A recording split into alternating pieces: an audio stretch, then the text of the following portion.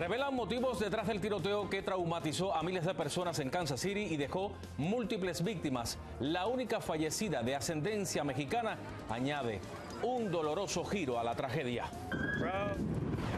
De la campaña a los tribunales, hoy Donald Trump enfrenta doble desafío legal en Georgia y New York, que definirán su futuro en corte en medio de las elecciones presidenciales.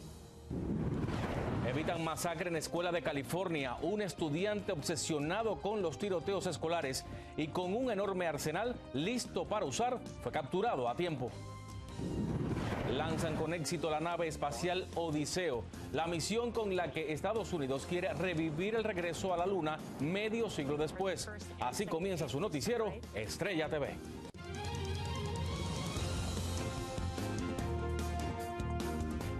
Hola, ¿qué tal? Muy buenas tardes, bienvenidos al noticiero Estrella TV. Les saluda Abel Álvarez, gracias por acompañarnos. Iniciamos precisamente en Kansas City porque revelan nueva información del tiroteo que convirtió en total pesadilla la celebración de los campeones del Super Bowl. Vamos con Wendy Castillo, que nos cuenta lo último de este suceso que bañó de sangre lo que debió haber sido un día de fiesta.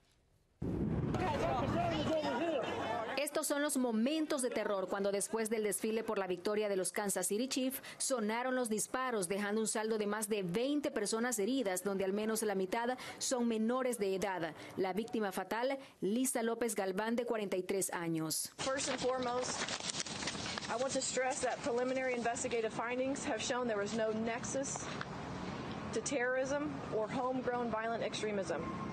This appeared to be a dispute between several people that ended in gunfire. Dos menores y un adulto armados fueron detenidos por sospechas de provocar el pánico cerca de Union Station y crear el caos entre los miles de asistentes. We are working to determine the involvement of others, and it should be noted we have recovered several firearms. This incident is still a very active investigation. En este video se ve como los mismos fanáticos atrapan a una persona que supuestamente estuvo implicada en esta tragedia. I want to thank the people who acted bravely yesterday alongside law enforcement, to include the Kansas City Fire Department. Your selfless act did not go unnoticed. Un triunfo marcado por la sangre que ha conmovido tanto a la directiva de los Chiefs como a los jugadores que expresaron sus condolencias en las redes sociales. Incluso, en un comunicado, el presidente Joe Biden dijo que ese tiroteo debe avergonzar y conmocionar al país para que se tomen acciones. Wendy Castillo, Noticias, Estrella TV. A propósito, la única víctima mortal hasta el momento del tiroteo en el desfile de Kansas City fue Lisa López Galván, una mujer de ascendencia hispana y quien era muy querida por su comunidad. Laura Ortega nos cuenta un poco más sobre ella. Lisa López Galván era una mujer latina de 40 años y raíces mexicanas, muy querida en la comunidad de Kansas City. Su vida rondaba entre la música y la pasión deportiva. Trabajaba como DJ en la estación de radio comunitaria KKFI, donde era conocida como Lisa G, y además era copresentadora del programa A Taste of Tejano, centrado en la música hispana. Lisa era madre de 2 hijos y una ferviente fanática de los Kansas City Chiefs. Era hija de un músico y fundador del primer mariachi de la ciudad. Y su vida le fue arrebatada en la misma cuando celebraba la victoria de su equipo durante el desfile de los campeones del Super Bowl. Según reportes de las autoridades, una bala perdida se incrustó en su abdomen, comprometiendo sus órganos, y en el hospital falleció. Junto a ella, su hijo mayor de edad también recibió un impacto de bala, al igual que un sobrino de 9 años, quienes aún se recuperan en el hospital. Su muerte cayó como un balde de agua fría a la comunidad que acompañaba todos los días en la radio, y fue la misma estación quienes confirmaron con profunda tristeza su partida. El gobierno mexicano también se unió al duelo. En la mañanera de este jueves, el presidente Andrés Manuel López Obrador envió un mensaje a la familia. Aprovecho también para enviar mi pésame a los padres de quien perdió la vida ayer en una balacera en Estados Unidos. Son padres mexicanos. Al igual, la vicepresidenta de Estados Unidos, Kamala Harris, se pronunció ante esta tragedia. So today was supposed to be a day of celebration for a community of people to come together and feel a sense of joy. And yet day where America has experienced senseless gun violence. Para Noticias Estrella TV, Laura Ortega. Y la Casa Blanca confirmó que Rusia está desarrollando un arma antisatelital. Sin embargo, el portavoz de Seguridad Nacional, John Kirby, busca calmar las preocupaciones de los estadounidenses. Vamos a escucharlo. This is not an active capability that's been deployed. And though Russia's pursuit of this particular capability is troubling, there is no immediate threat to anyone's safety.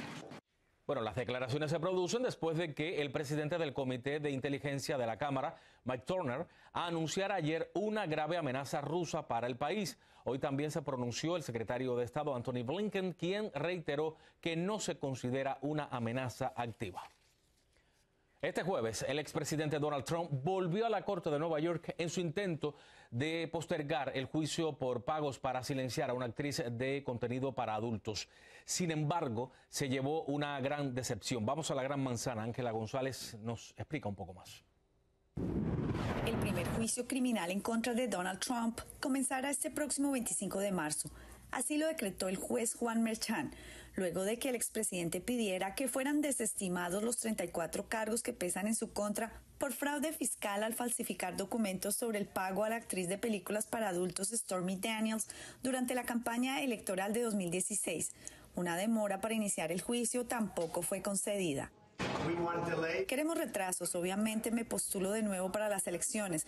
¿Cómo puedes postularte para las elecciones y estar sentado en un tribunal de Manhattan todo el día? Se supone que debo estar en Carolina del Sur ahora mismo. No debería estar en un tribunal por algo que prácticamente todos los juristas dicen no entender, que no hay delito. Aunque fuera culpable de algo, no hay delito. Donald Trump se declaró no culpable en las acusaciones de la fiscalía que lidera Alvin Bragg y sus abogados han dicho que este juicio es inconstitucional. Significa que el expresidente Trump tendrá que estar presente todos los días del juicio penal. No puede retirarse durante los argumentos finales ni marcharse durante el interrogatorio de otros testigos. Tiene que estar allí todos los días. Y esta será la primera vez que un expresidente sea juzgado en un caso penal en el que se le acusa de delitos graves. Así que de una forma u otra va a ser historia en este sentido. Otro veredicto en el juicio civil por fraude fiscal podría ser entregado por el juez Arthur Engoron este viernes. De ser hallado culpable, Donald Trump podría enfrentar hasta 4 años de prisión. Sin embargo, por tratarse de una primera ofensa, la condena podría ser menor. Desde Nueva York, Ángela González, Noticias Estrella TV. Bueno, pero este no es el único desafío legal de este jueves en la agenda del expresidente. En una audiencia clave en Georgia, abogados de Donald Trump buscan descalificar a la fiscal Fani Willis por un supuesto romance con un fiscal especial involucrado en el caso del exmandatario. Alfredo Miranda nos informa lo que se vivió en el tribunal. El juez de la Corte de Fulton County en Georgia recibió en audiencia a los abogados del equipo legal de Donald Trump, en la que cuestionaron a testigos en la moción que pretende descalificar a la fiscal Fani Willis del caso por fraude electoral contra el expresidente bajo el argumento de conducta inapropiada. Se está tratando de establecer que la fiscal tenía un conflicto de intereses, puesto que teniendo una relación con el fiscal Wade, que al nombrarlo a él como el fiscal especial de este caso, se le ha pagado a él o a su firma más de $650,000. Parte de ese dinero se habría usado para pagar viajes y vacaciones que tuvieron juntos. Los momentos más tensos se vivieron durante el cuestionamiento al fiscal Wade, quien contradijo las declaraciones juradas de la fiscal Willis en torno a cuándo habría comenzado su relación. When did your romantic relationship with Miss Willis begin? 2022. When in 2022? Early 2022.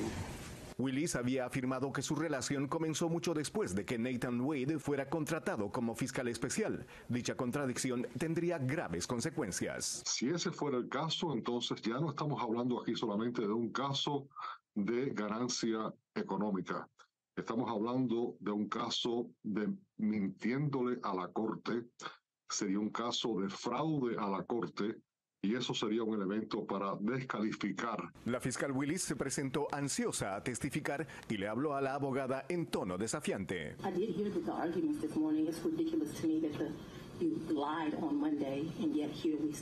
El caso contra la fiscal Willis se produce en forma conjunta entre Donald Trump y varios coacusados bajo la ley RICO de conspirar para cometer fraude electoral. Están pidiendo no solamente que se descalifique a la señora Willis como fiscal del caso, sino que se retiren todos los casos en contra de ellos. Si se quita a la fiscal, es posible que se tenga que quitar a todo su equipo. Muchos consideran el caso de Georgia como el más sólido contra Donald Trump, pues involucra la intención del expresidente de conspirar contra la democracia. Sin embargo, corre el riesgo de ser descarrilado.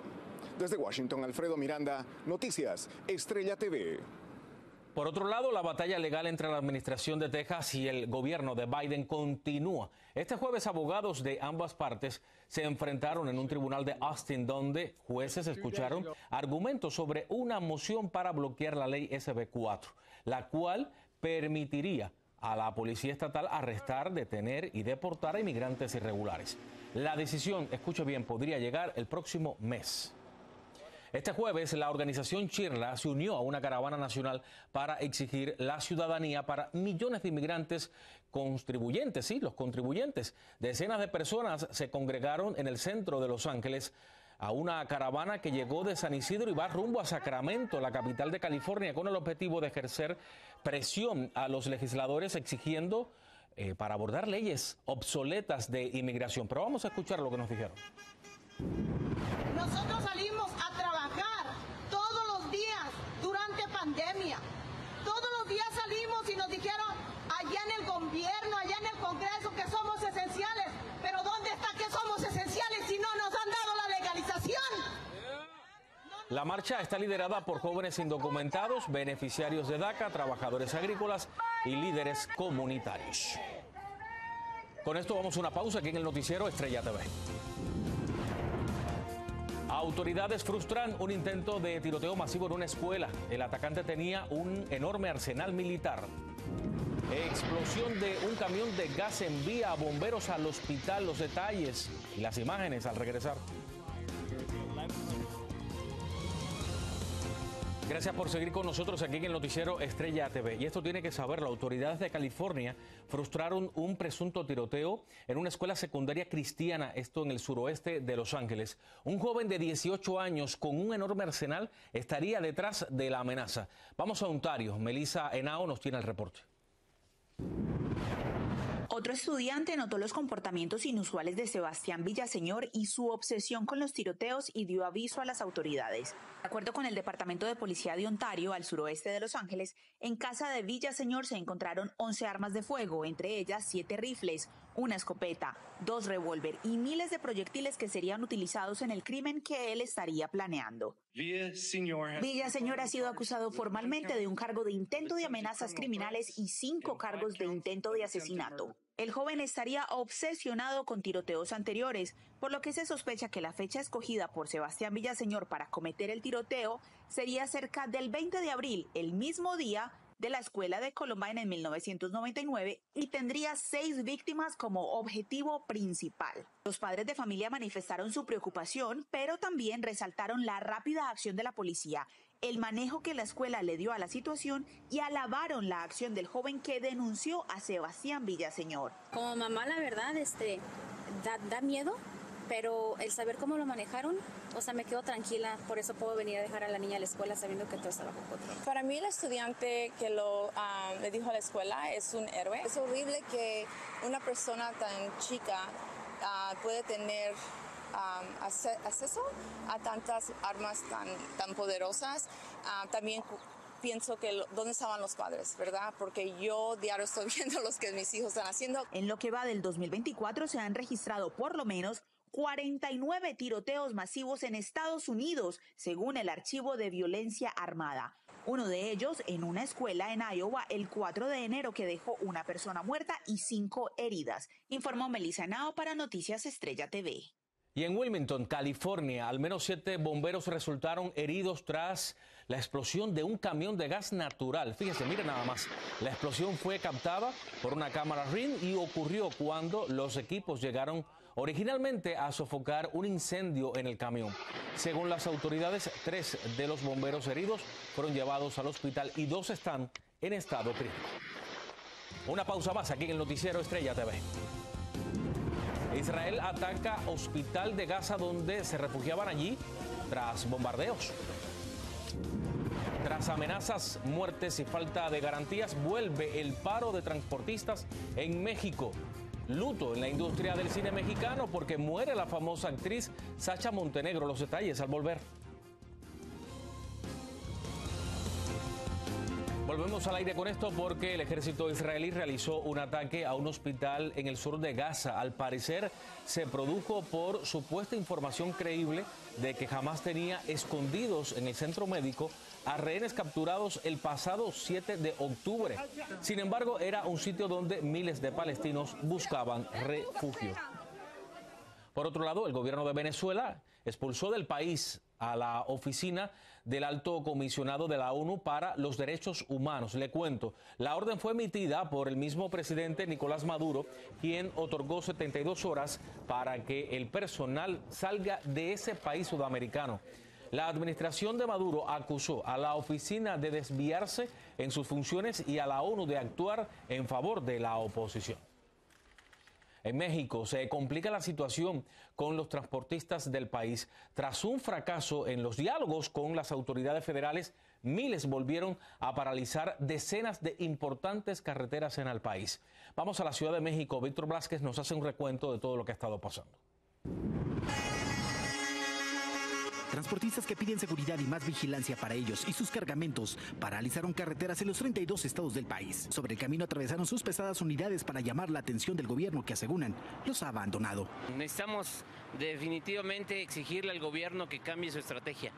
La que trae ahorita no ha funcionado, entonces tenemos que exigirle que cambie esto, porque seguimos con el asesinato de operadores, seguimos con mucha delincuencia, seguimos con asaltos.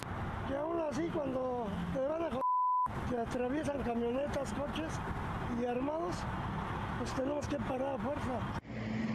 Bajo el nombre de paro nacional aseguran ya no poder más con los asaltos diarios que sufren durante su camino y las extorsiones por parte de las autoridades que les piden dinero o multa para poder circular, a lo que el presidente Andrés Manuel López Obrador respondió así. Sostengo con todo respeto que tiene un propósito politiquero, ni siquiera político. Es por las elecciones. Entonces, para generarnos conflictos. Sin embargo, este día, los afectados fueron miles de personas que se quedaron varados en sus automóviles y transporte público bajo el intenso tráfico y que no pudieron llegar a sus trabajos y escuelas. Al que más afectan es al que no tiene la culpa, entonces es complicado a veces estar a favor y a veces también en contra, ¿no? En cifras de diferentes organizaciones transportistas aseguran que cada 20 segundos hay un robo en alguna carretera del país. Una cifra que podría ser más alarmante porque hay mucho que no se denuncia. En Ciudad de México, Víctor Blázquez, Noticias, Estrella TV. Efectivamente, hay mucho que no se denuncia y hay que mencionar el nombre, por ejemplo, de Víctor Gutiérrez. Este fue un chofer que fue agredido recientemente, está grave en el hospital y por eso los transportistas están haciendo esta huelga ahí en el país. Obviamente hay que ver cómo se desarrolla esto y a qué acuerdo se puede llegar, porque más allá de lo politiquero que pueda decir el presidente, realmente es algo preocupante para la seguridad del país. Seguimos con más porque en Panamá hay al menos 4 inmigrantes muertos, 2 heridos y varios desaparecidos después de que un barco que transportaba más de 2 docenas de ellos se volcara frente a la costa. En su mayoría afganos y presuntamente eran traficados por bandas criminales. Se cree que el barco salió de la costa de Colombia tratando de evadir la peligrosa selva del Darién. Muere la legendaria actriz Sacha Montenegro a los 78 años. La reconocida actriz mexicana de origen yugoslavo deja atrás una reconocida carrera como vedette en numerosas películas eróticas del cine mexicano. El ícono de obras cinematográficas de los años 70 y 80, quien también fuera esposa del expresidente mexicano López Portillo, padecía de cáncer de pulmón y falleció la noche de ayer después de sufrir un derrame cerebral. Que descanse en paz. Con esto vamos a una pausa, pero enseguida regreso con más. Lanzan al espacio un nuevo cohete en busca de la conquista lunar tras medio siglo del primer alunizaje.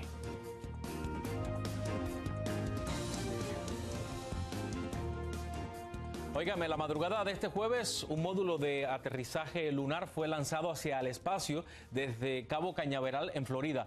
La nave, creada por una empresa privada, se llama Odiseo. En el video se muestra cómo el cohete ruge desde la plataforma hasta el cielo y momentos después se libra a unas 140 millas sobre la Tierra. Odiseo tiene planeado, escuche bien, llegar a la Luna el 22 de febrero y sería el primer alunizaje del país en medio siglo después de la misión Apolo de 1972. Es el segundo intento que hace una compañía privada este año, tras un primer fracaso en enero, pero se espera, como bien decía, que el próximo 22 de febrero, o sea, la próxima semana, pues logre el alunizaje. Con esto llegamos al final. Soy Abel Álvarez. Gracias por informarse con nosotros.